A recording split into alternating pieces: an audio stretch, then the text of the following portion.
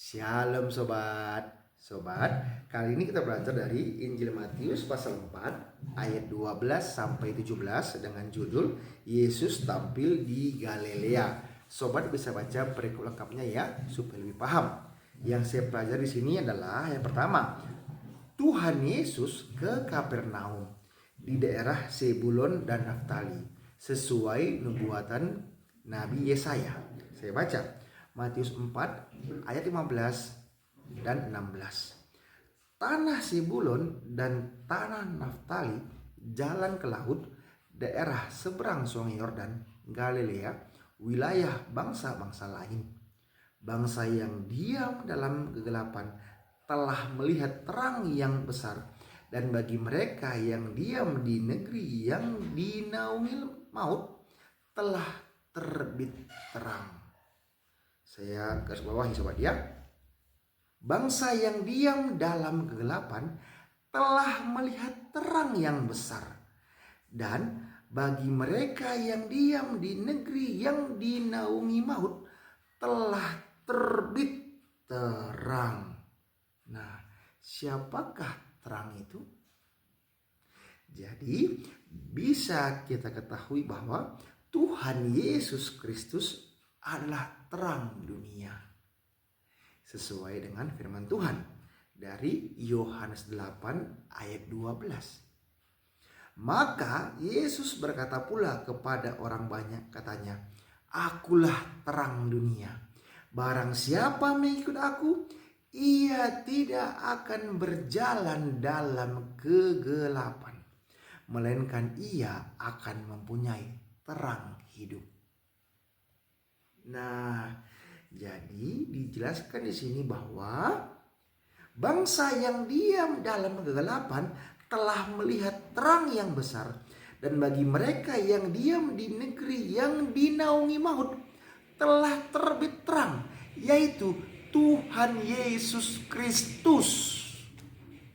Nah, itu bisa kita baca bahwa supaya genaplah firman yang disampaikan oleh Nabi Yesaya ayat 14 yang sobat. Jadi peristiwa ini sudah dinubuatkan oleh Nabi Yesaya. Matius 4 ayat 14, supaya genaplah firman yang disampaikan oleh Nabi Yesaya. Apalagi yang saya pelajari?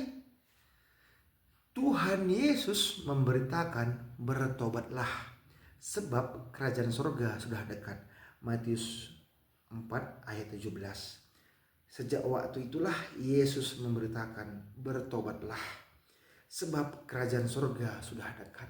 Nah sobat, Tuhan Yesus mengatakan kepada kita, "Bertobatlah, sebab kerajaan surga sudah dekat." Mari sobat, kita belajar Alkitab, kita percaya kepada Yesus Kristus dan bertobat. Saya buka ya, Yohanes 1 ayat 12.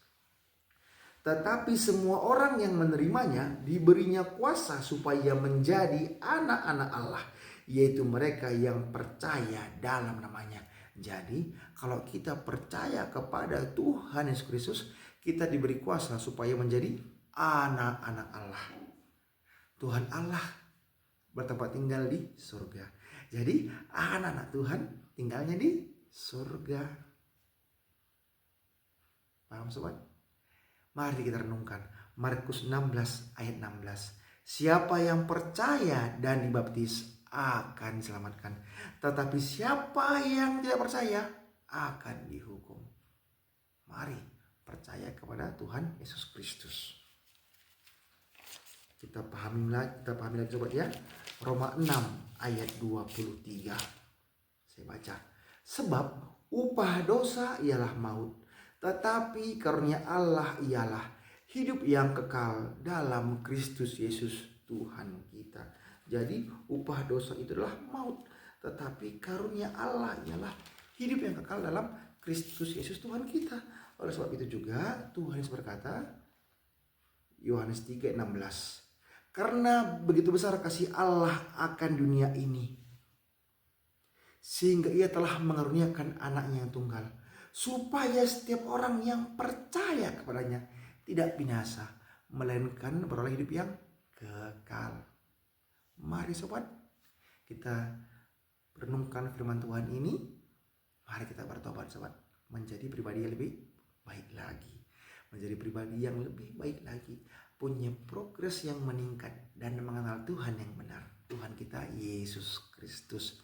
Oke sobat, ini renungan saya. Mari baca Alkitab, baca berikut lengkapnya supaya lebih paham lagi. Ini yang saya renungkan, ini yang saya renungkan sobat, ini renungan dari saya. Mari kita sama-sama merenung dan membaca Alkitab. Mohon maaf kalau salah kata, dan semangat terus baca Alkitab. Oke sobat, semangat terus. Tuhan Yesus memberkati. Shalom.